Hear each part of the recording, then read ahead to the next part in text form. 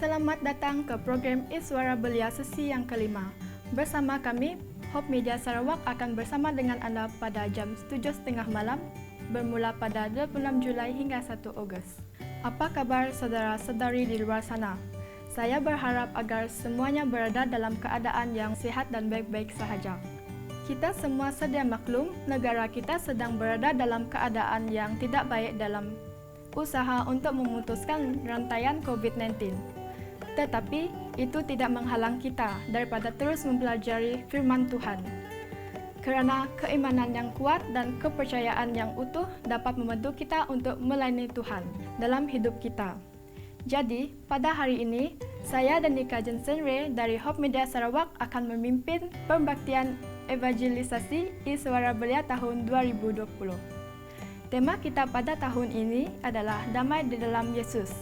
Damai yang membawa kita kepada kehidupan yang baik dan lebih mendekatkan kepada Tuhan. Nyanyian akan dipimpin oleh Saudara Gregory, Saudara Resen, dan Saudari Letty. Nyanyian kita bertajuk Seek Ye First dan Ada Satu Sobatku.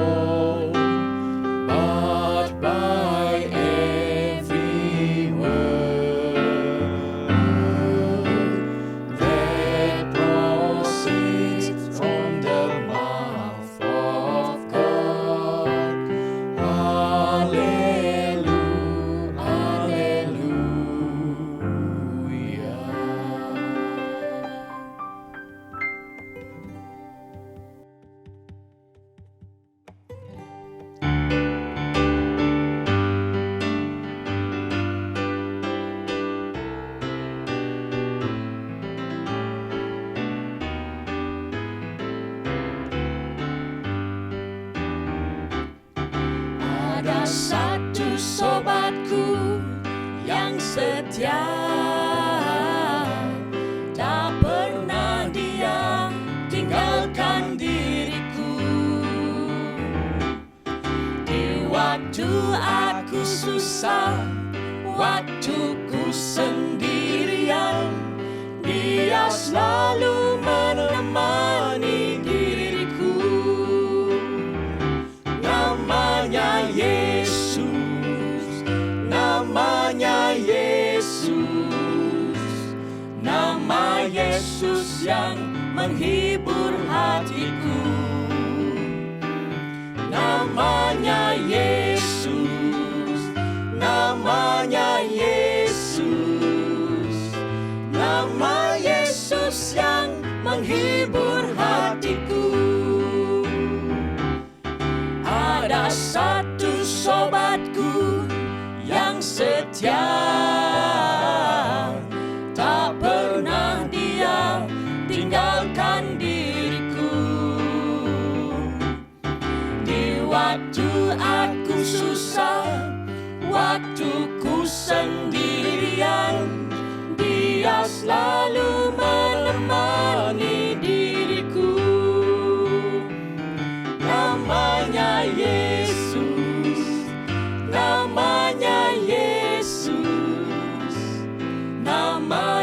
Yesus yang menghibur hatiku. Namanya Yesus, namanya Yesus, nama Yesus yang menghibur hatiku.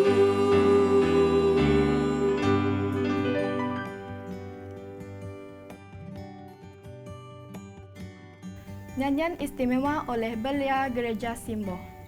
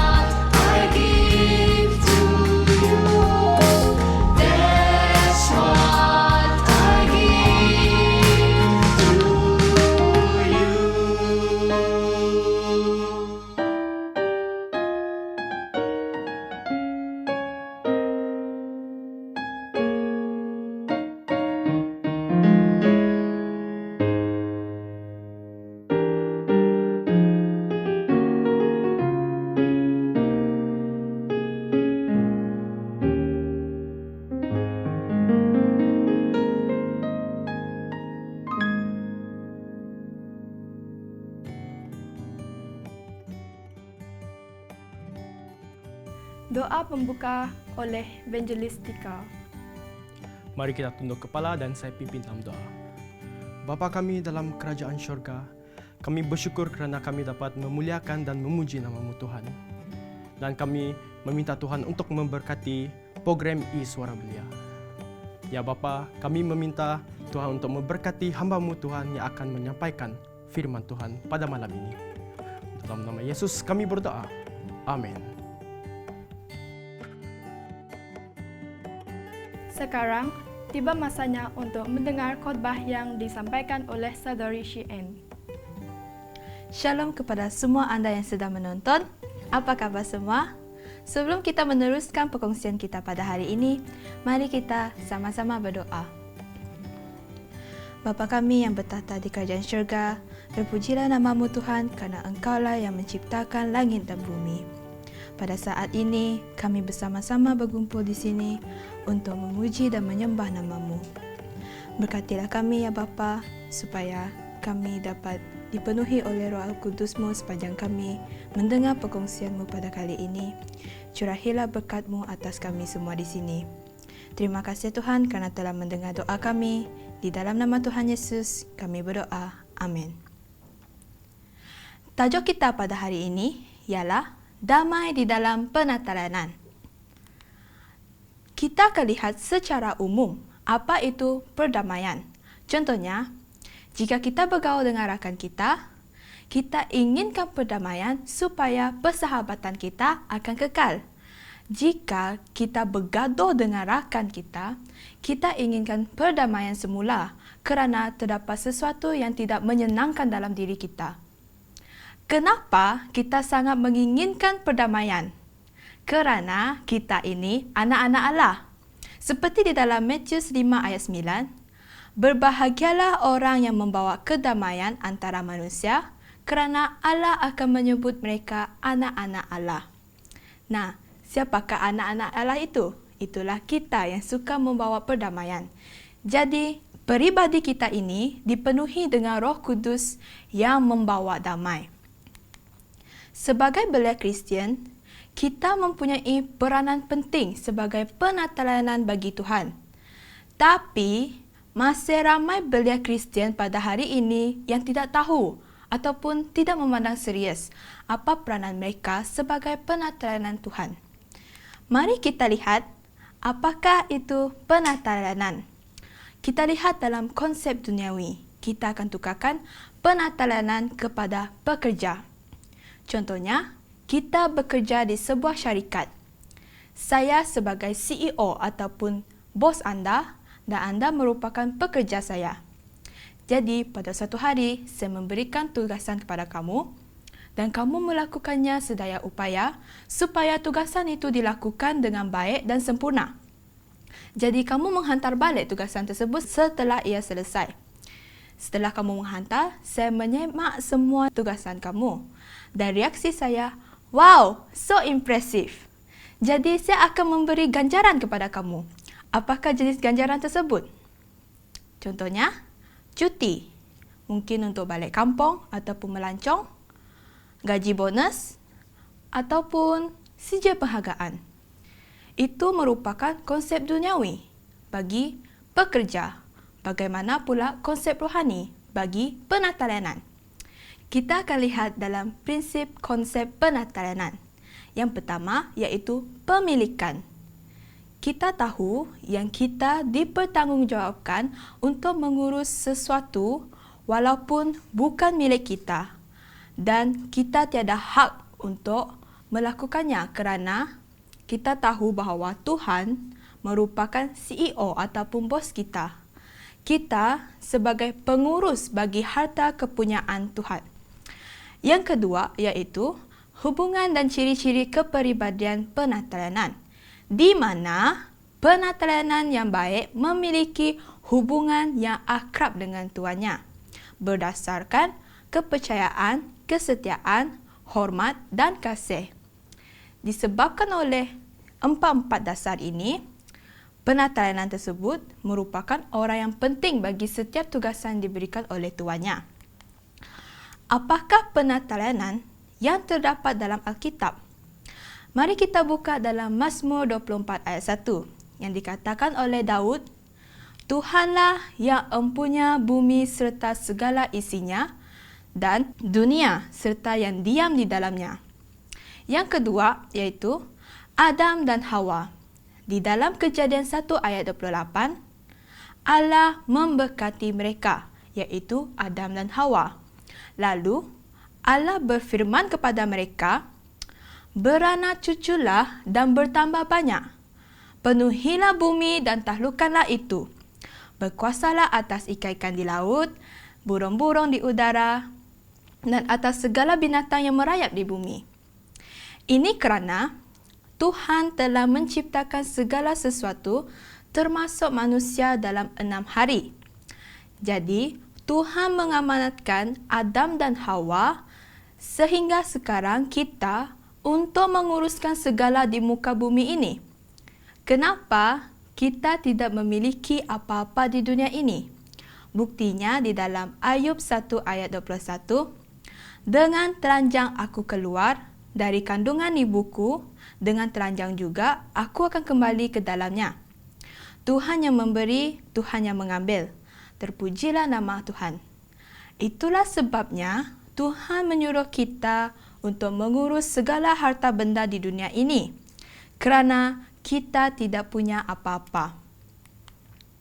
Apakah hak milik yang Tuhan percayakan kepada kita pada hari ini? Yang pertama iaitu tubuh kita. Kita diberikan nafas, kesihatan dan tenaga untuk melakukan pekerjaan kita. Yang kedua iaitu alam semesta ataupun nature. Matahari, tumbuhan, udara untuk oksigen, hidupan laut seperti penguin, dolphin dan juga hidupan darat. Yang ketiga iaitu harta benda kita. Rumah, bisnes, kewangan, pekerjaan, kenderaan ataupun tanaman. Yang keempat, orang yang paling rapat dengan kita, iaitu ibu bapa kita, suami isteri, anak-anak, cucu-cucu.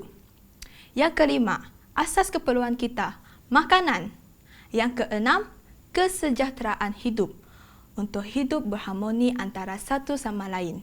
Yang ketujuh, masa kita. Tuhan telah memberikan masa kepada kita untuk kita hidup di muka bumi ini dan gunakan dengan sepenuhnya. Yang terakhir iaitu talenta ataupun bakat kita. Jadi, kita akan lihat persoalan umum. Pernahkah anda merasakan atau memiliki sesuatu yang bukan milik Allah? Untuk memiliki sesuatu tersebut, kamu tidak boleh guna apa-apa di sekeliling kamu. Kamu harus gunakan mukjizat kamu sendiri. Kamu harus menciptakan sesuatu which is out of nothing. Apakah itu dapat dikerjakan oleh manusia? Tidak sama sekali. Jika kamu dapat menciptakan kekayaan, harta benda, kesihatan, kenapa anda harus bekerja keras? Kenapa anda harus bersenam? Kenapa anda harus bersusah payah? Bagaimana pula penduduk-penduduk muka bumi ini yang berdosa? Sekarang, anda semua tahu bahawa anda tidak memiliki apa-apa di dunia ini. Tetapi, kenapa masih ramai orang yang mengaku bahawa semua di sekeliling mereka merupakan miliknya, bahkan mereka sanggup mengatakan, saya berhak melakukan apa sahaja ke atas milikan saya. Inilah yang terjadi di dalam kehidupan manusia pada hari ini. Disebabkan oleh mereka tiada prinsip, iaitu hubungan dan ciri-ciri kepribadian penatalayanan dan juga pemilikan. Mereka ini sanggup menyerahkan diri mereka kepada kemahuan dan hawa nafsu mereka yang memimpin kepada pelanggaran hukum, iaitu dosa. Apakah upah dosa? Upah dosa ialah maut.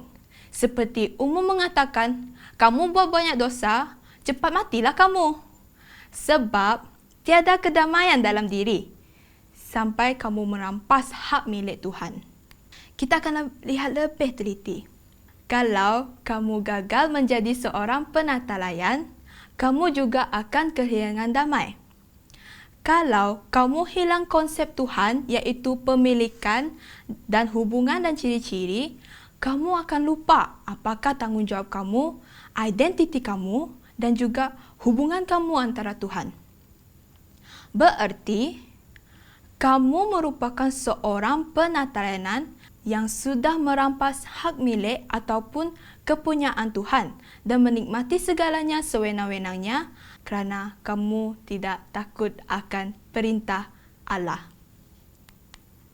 Okey, apakah aspek penting untuk menjadi seorang penateladan Tuhan yang setia? Kita balik lagi dalam Mazmur 24 ayat 1 yang dikatakan oleh Daud, Tuhanlah yang empunya bumi serta segala isinya dan dunia serta yang diam di dalamnya. Ayat ini kita harus mengakui Tuhan sebagai pemilik akan segala sesuatu. Yang kedua, di dalam 1 Korintus 4 ayat 1 hingga 2 yang menekankan kita untuk menjadi seorang penateladan yang dipercayai dan setia akan tanggungjawab untuk menguruskan amanat Tuhan kita. Jadi, apakah cara-cara untuk mengakui kepemilikan Allah? Yang pertama, iaitu tubuh kita. Sebagai orang Kristian, tubuh kita merupakan satu hak istimewa dan juga kuasa fikiran kita yang mempunyai kemampuan. Contoh ayat dalam Alkitab iaitu 1 Korintus 6 ayat 19, atau tidak tahukah kamu bahawa tubuhmu adalah bait Roh Kudus yang diam di dalam kamu. Roh Kudus yang kamu peroleh dari Allah dan bahawa kamu bukan milik kamu sendiri. Nah, ayat yang kedua, Lukas 1 ayat 15 hingga 16 yang menceritakan satu watak di dalam Alkitab iaitu Yohanes Pembaptis, di mana beliau telah membawa damai kepada orang-orang Israel. Bagaimana?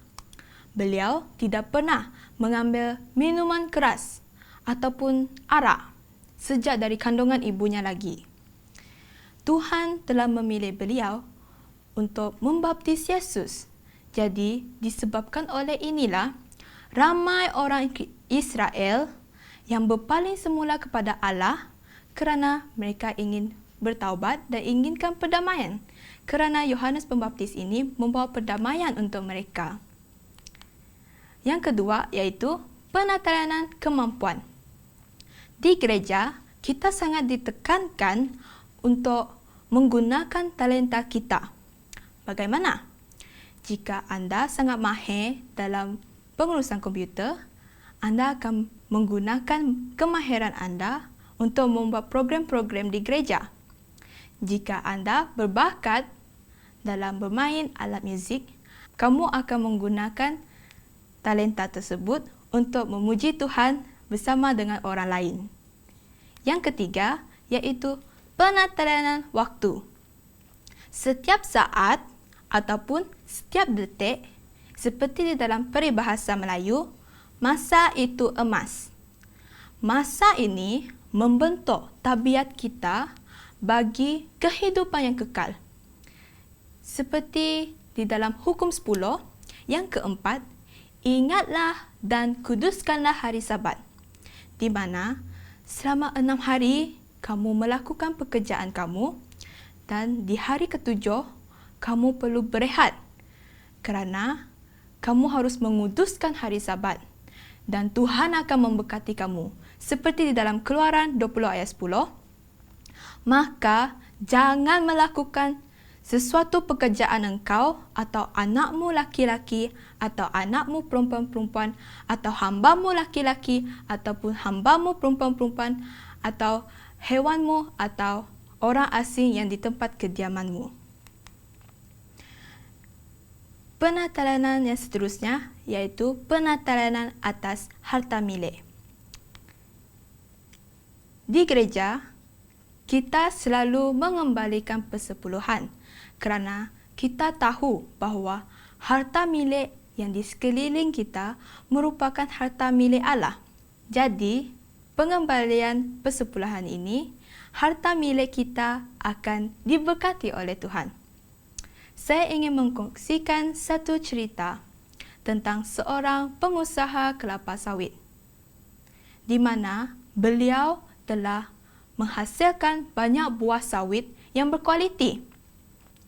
Pada suatu hari, terdapat seorang kawannya yang datang dan menanyakan, kawan, kamu pakai jenama apa?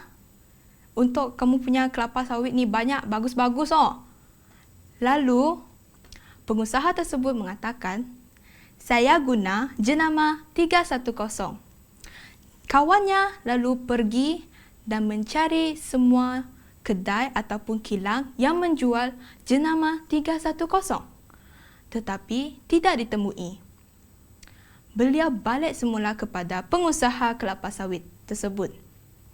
Dan beliau tanya, kenapa tak ada? Kamu punya jenama 310 sudah cari dekat kilang-kilang, kedai-kedai, semuanya tak ada. Apa rahsia kamu? Jadi, pengusaha tersebut mengeluarkan Alkitabnya dan buka di dalam Malaki 3 ayat 10 yang mengatakan, bawalah seluruh persembahan persepuluhan itu ke dalam rumah perbendaharaan supaya ada persediaan makanan di rumahku, dan ujilah aku, firman Tuhan semesta alam, apakah aku tidak membukakan bagimu tingkap-tingkap langit dan mencurahkan berkat kepadamu sampai berkelimpahan. Jadi, mesej daripada perkongsian tadi, kita harus mengembalikan persepuluhan kita kepada Allah supaya harta milik kita dapat diberkati. Penatelanan yang terakhir iaitu penatelanan bumi. Kitalah penatelanan dunia ini dan kita harus melakukan sedaya upaya untuk mempertahankan hidup pada segala tingkat dengan memelihara keseimbangan ekologi secara utuh. Pada waktu kedatangan Yesus yang kedua kali, Yesus akan membinasakan barang siapa yang membinasakan bumi ini, seperti dalam Wahyu 11 ayat 18. Untuk kesimpulannya, doa saya buat anda adalah supaya setiap kita sedar akan tanggungjawab kita sebagai penatelanan dan memuliakan Tuhan dengan segala yang kita nikmati. Kerana semua yang kita miliki adalah milik Tuhan. Biarlah kita menjadi pengurus yang amanah dan setia. Kita harus senantiasa bersyukur, memuliakan dan mengakui Tuhan kerana bukan sahaja Tuhan yang memanggil kita untuk menguruskan miliknya, tetapi juga Beliau membenarkan kita menikmatinya dengan penuh tanggungjawab dengan bukan sewenang-wenangnya. Mari kita berdoa. Bapa kami yang bertata di kerajaan syurga, terpujilah nama-Mu ya Bapa, kerana Engkaulah yang menciptakan langit dan bumi. Kami di sini ya Bapa, kami bersama-sama berkumpul untuk memuji dan memuliakan nama-Mu. Pada saat ini, kami telah sedar apakah yang kami miliki dunia ini adalah tiada apa-apa. Kami tahu bahawa Tuhan yang memiliki semua harta benda di muka bumi ini. Berkatilah kami Tuhan supaya kami dapat menikmati segala harta milik-Mu dengan penuh tanggungjawab tanpa sewenang-wenangnya. Curahilah berkat-Mu ke atas kami semua ya Bapa. Ampunilah dosa-dosa kami. Di dalam nama Tuhan Yesus kami berdoa. Amin. Tuhan memberkati kita semua. Haleluya. Puji Tuhan. Amin. Lagu penutup kita, Dunia Bapakku.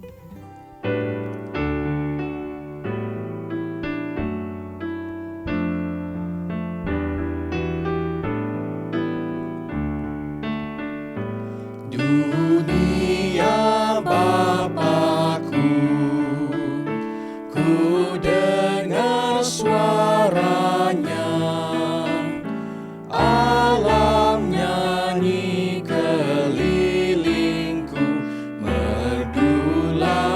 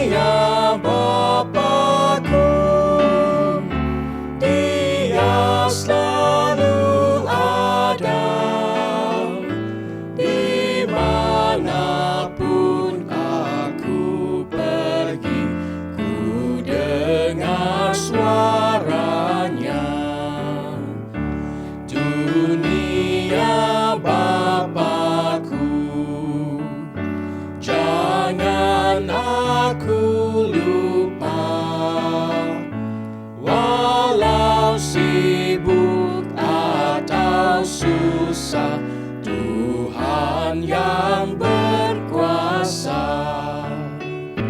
Dunia Bapa-Ku, mengapa ku sedih?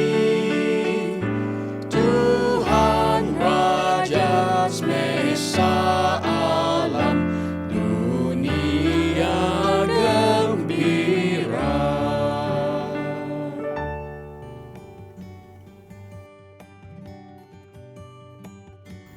Doa penutup akan dilayangkan oleh Saudara Gregory. Mari kita berdoa. Tuhan Allah Bapa kami yang bertakhta dalam kerajaan syurga, terima kasih Tuhan atas kesempatan yang telah Tuhan berikan kepada kami dalam program Suara Belia melalui Hope Media Sarawak, dan biarlah program ini menjadi terang di dunia, dan tiap-tiap perkataan, tiap-tiap pesanan yang telah hamba Tuhan sebutkan, hamba Tuhan pesankan sebentar tadi dapat menjadi panduan dan pelita di kehidupan kami seharian. Biarlah kami sediakan diri kami dan sentiasa menjadi sukarela, menjadi pekerja Tuhan yang mulia, menjadi pekerja Tuhan yang secara senang hati menjalankan kerja-kerja Tuhan di dalam dunia ini. Biarlah Tuhan sentiasa menjaga kami dari kesehatan, dari segala bahaya dan kesusahan. Dan ampunilah segala dosa yang telah kami lakukan. Kami minta ini di dalam nama Tuhan Yesus yang telah menjadi penebus dosa kami. Amin. Terima kasih kerana bersama dengan kami di Hope Media Sarawak. Semoga perbaktian kali ini memberi banyak pengertian dan pedoman kepada kita mengenai damai dalam Yesus. Sesiapa yang ingin membuat permohonan doa atau ingin mendapat buku Hope Beyond Tomorrow ini, boleh memberi komen dalam ruangan di bawah. Sekian, terima kasih. Shalom dan semoga Tuhan memberkati.